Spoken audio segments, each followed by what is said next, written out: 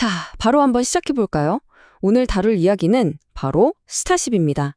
근데요, 단순히 스타쉽이 뭐다? 이런 헤드라인 뉴스를 넘어서서 이게 대체 무엇인지, 그리고 어쩌면 더 중요할 수도 있는 질문, 이게 왜 존재하는지에 대해 아주 깊숙이 파헤쳐 볼 겁니다.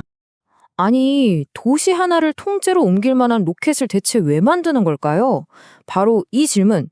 이게 스페이스X 스타쉽 프로젝트의 모든 야망을 꿰뚫는 핵심이라고 할 수 있어요. 이 프로젝트가 얼마나 어마어마한 스케일인지 바로 감이 오시죠? 자, 그럼 먼저 이 어마어마한 기계, 스타쉽 그 자체부터 한번 만나보시죠. 이건 진짜 현대 공학 기술의 결정체라고 할 수 있습니다. 보세요. 높이가 무려 121m입니다. 이게 블록 1 버전인데요. 감이 잘 안 오시죠? 저기 보이는 자유의 여신상 있잖아요. 저거보다도 훨씬 커요. 그냥 인류가 지금껏 만든 로켓 중에 가장 거대한 물체라고 생각하시면 됩니다. 자, 근데 이 표에서 진짜 중요한 건요. 그냥 크기가 아니에요. 바로 이겁니다. 재사용이 가능한 상태로 무려 100톤을 저궤도에 쏘아 올릴 수 있다는 거. 이게 얼마나 대단하냐면요. 예전 우주 왕복선이나 인류를 달에 보냈던 그 세턴 V 로켓하고는 아예 비교할 수 있는 레벨이 아니에요. 말 그대로 우주로 가는 비용의 판도를, 그 패러다임을 완전히 뒤집어 버리는 겁니다. 스타쉽이 왜 그렇게 특별한지 그 핵심 요소들이 바로 여기에 다 나와 있죠. 먼저 1단 부스터, 슈퍼 헤비에는 랩터 엔진이 무려 33개나 들어가고요. 동체는 또 어떻고요? 아주 차가운 극저온부터 뜨거운 고열까지 다 버티는 스테인리스 스틸로 만들어졌습니다. 그리고 연료는 메탄을 쓰는데 이게 왜 중요하냐면 나중에 화성에서 직접 만들 수 있다는 가능성까지 보고 만든 거예요. 진짜 하나부터 열까지 모든 게 혁신 그 자체죠. 자, 그럼 다음 파트로 나와가 볼까요? 이 모든 게 어떻게 연결되는지 한번 보시죠. 스타쉽의 진짜 뭐랄까 게임 체인저는요. 사실 크기가 아닙니다. 바로 완전한 재사용이라는 이 컨셉에 모든 게 달려 있어요. 핵심은 정말 간단해요. 1단 부스터랑 2단 우주선. 이 두 개를 모두 버리지 않고 계속 다시 쓰는 겁니다. 우리가 타는 비행기처럼요. 상상해 가세요? 이게 만약 정말 성공한다면 우주로 가는 비용이 지금의 수백 분의 1, 아니 어쩌면 수천 분의 1까지도 줄어들 수 있다는 거예요. 그러니까 인류 역사상 최초로 완전히 재사용 가능한 궤도 로켓이 탄생하는 거죠. 이 비행 순서를 보면 정말 입이 떡 벌어집니다. 이게 바로 그 완전한 재사용을 가능하게 만드는 아주 복잡하고 정교한 춤사위 같은 거예요. 자, 먼저 33개 엔진이 어마어마한 불을 뿜으면서 이륙하죠. 그 다음이 진짜 하이라이트인데 헛스테이징이라는 기술을 써요.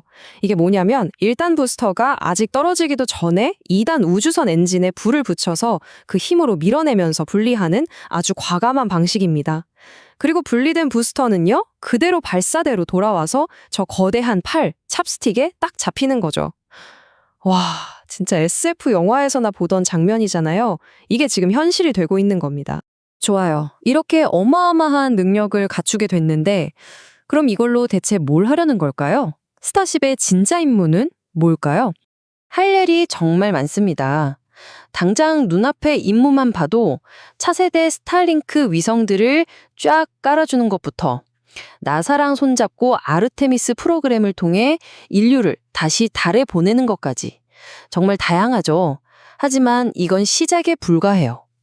이 모든 것들이 향하고 있는 궁극적인 목표, 최종 목적지는 바로 화성에 인류가 살 수 있는 기지를 건설하는 겁니다. 이게 그냥 스페이스X 혼자만의 꿈 같은 이야기가 아니라는 게 중요해요. 보세요. 이건 나사의 공식적인 달 복귀 프로젝트, 바로 그 아르테미스 프로그램의 가장 핵심적인 부분입니다. 계획대로라면 2027년에 인류가 아폴로 이후 반세기 만에 다시 달 표면을 걷게 되거든요. 그때 우주비행사들이 타게 될 우주선이 바로 이 스타쉽이라는 겁니다. 그런데 말이죠. 한번 생각해 보세요. 정말 이 거대한 로켓을 만든 이유가 단순히 인류를 달에 한번 보내는 게 전부일까요? 우주여행 비용을 이렇게까지 낮추려는 이유가 그냥 탐험이 끝일까요? 아닐 겁니다. 바로 이 지점에서 질문을 던지기 시작하면 우리는 이 로켓이라는 하드웨어나 달 착륙이라는 임무를 넘어서 훨씬 더 거대하고 원대한 그림을 보게 됩니다. 그 진짜 왜를 이해하려면요. 우리는 이제 스페이스X라는 회사 하나만 봐서는 안 됩니다. 그 너머를 봐야 해요. 바로 이겁니다. 기술적 통합체. 이게 무슨 말이냐면요. 일론 머스크가 가진 회사들 있잖아요. 테슬라, 스페이스X, XAI 같은 것들. 이게 다 따로 노는 게 아니라는 거예요. 자립 가능하고 다양성적인 미래를 만들기 위한 하나의 거대한 시스템, 하나의 큰 퍼즐의 조각들이라는 거죠. 이 퍼즐이 어떻게 맞춰지는지 보세요. 테슬라는 지구와 화성에서 쓸 에너지 문제와 로보틱스를 해결하고요. 스페이스X는 그 문명을 실현하려 교통수단을 제공하죠. 그리고 XAI는 이 모든 복잡한 시스템을 돌릴 인공지능을 개발하고 뉴럴링크는 우리 인간과 그 AI를 연결하는 인터페이스를 만드는 겁니다. 어때요? 모든 게 맞물려 돌아가는 완벽한 하나의 시스템 같지 않나요? 자, 이렇게 기술들이 하나로 통합되면서 나아가다 보면 정말 가장 급진적이고 어쩌면 논쟁적일 수 있는 아이디어에 도달하게 됩니다. 그건 바로 우리 경제와 사회, 그 근본적인 틀 자체를 바꾸는 이야기입니다. 일론 머스크가 한 말이죠. 풍요가 넘치는 미래에는 일이 필수가 아니라 선택이 될 것이다. 이 한 문장이 모든 걸 말해줍니다. 고도로 발전된 로봇과 AI가 인간이 하는 거의 모든 노동에 대신 처리하는 미래, 그 미래의 시작을 알리는 말인 거죠. 이런 세상이 오면 어떤 결과가 나올까요? 바로 이런 겁니다. 로봇이 모든 걸 생산해서 희소성이라는 개념 자체가 사라지는 세상. 그래서 요즘 얘기하는 보편적 기본소득, 즉 UBI를 넘어서요. 모든 사람에게 그냥 기본적인 게 아니라 아주 높은 수준의 생활을 보장해주는 보편적 고소득, UHI라는 개념까지 나오는 겁니다. 그렇게 되면 우리가 중요하게 생각하는 가치관도 완전히 바뀔 수밖에 없겠죠. 돈과 직업이 더 이상 삶의 중심이 아닐 테니까요. 이 표를 보세요.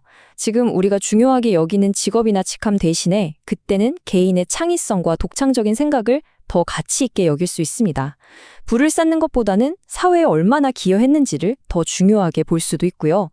결국 경제적인 희소성에서 벗어나서 내 삶의 의미는 무엇인가를 추구하는 게 가장 중요한 가치가 될지도 모릅니다. 그리고 이 모든 계획의 가장 깊은 곳에 있는 궁극적인 동기는 바로 이거일지도 모릅니다. 일종의 철학적인 믿음 같은 건데요.